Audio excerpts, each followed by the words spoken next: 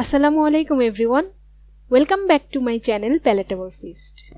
শারীরিক অসুস্থতার কারণে আমি অনেক দিন চ্যানেলে কোনো ভিডিও আপলোড করতে পারিনি। আলহামদুলিল্লাহ এখন শারীরিকভাবে অনেকটা সুস্থ হওয়ায় ভাবলাম আজকে আপনাদের সাথে অন্যরকম একটা ভিডিও শেয়ার করি। আজকের ভিডিওতে আমি কোনো রেসিপি শেয়ার করছি না, শুধুমাত্র আমার ভালো লাগার একটা কাজ আপনাদের সাথে শেয়ার করছি। প্রথমবারের মতো আমি আমার বাসার ছাদে একটু ছোট বাগান করেছি। আমার এই ছাদ বাগান দেখলে তেমন একটা কারোই পছন্দ হবে না, কারণ পছন্দ হওয়ার মতো সাজানো গুছানো বাগান আমার করা হয়নি।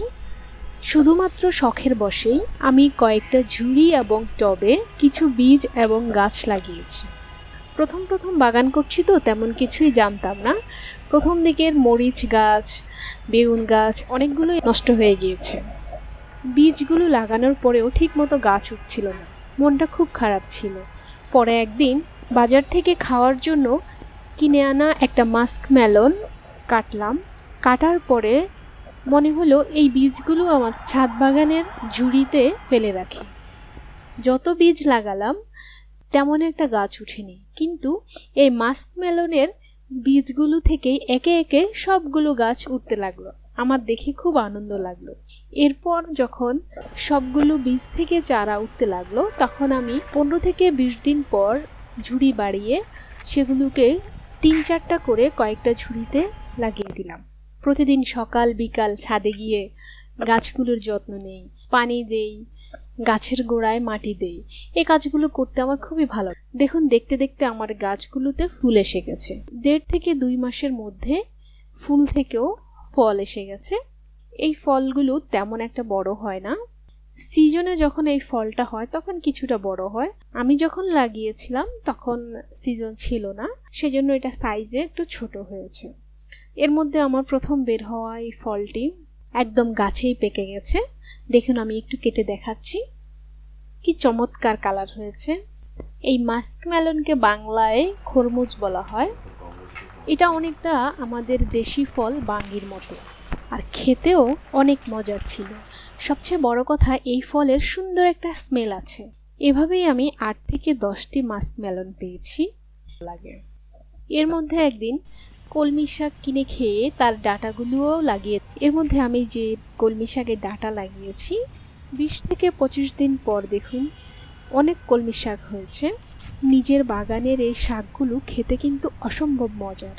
বাজার থেকে কিনে অনেক শাকই খাওয়া হয়েছে, কিন্তু যেদিন প্রথম ছাদ বাগানের এই কলমি শাক রান্না করে খেলাম তখন অন্যরকম একটা অনুভূতি হয়েছে, যা বলে বোঝাতে পারবো না। এভাবে 15 থেকে 20 দিন পর পর শাক তুলে খাওয়া যায়। এই কলমি শাক বাসার ছাদে কিংবা বারান্দায় এভাবে একবার লাগিয়ে নিলে 15 থেকে 20 দিন পর পর আপনি শাক তুলে খেতে পারবেন। এভাবেই আমি আমার ছাদ টবে কুমড়োর বীজ লাগিয়ে কুমড়ো শাক খেয়েছি, পুঁই শাকের বীজ লাগিয়ে পুঁই শাক খেয়েছি, বেগুন গাছের বেগুন খেয়েছি। প্রথমে 2টো বেগুন গাছ লাগিয়েছিলাম, একটা বেগুন গাছ মরে গিয়েছে, আর একটা ছিল। এভাবেই আমি বাগান শুরু করি। আমার এই ছাদ বাগান দেখতে ততটা আকর্ষণীয় নয়, কিন্তু এই কাজ করাটা যে কতটা মানসিক প্রশান্তির, কতটা আনন্দের, কিছুটা সুন্দর সময় কাটানোর যে উপলক্ষ শুধুমাত্র এই বাগান, সেজন্যই আমি আপনাদের সাথে শেয়ার করছি।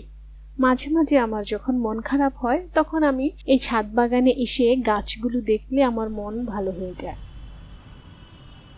এখন আবার নতুন করে ঢেঁড়স গাছ লাগিয়েছি, দেখুন কি সুন্দর ফুল এসেছে। এই ছাদ বাগান করতে কিন্তু তেমন একটা খরচ পড়ে না, প্রয়োজন শুধুমাত্র ঝুড়ি এবং একটু মাটির ব্যবস্থা করতে পারলেই বারান্দায় অথবা ছাদে বাগান করা যায়।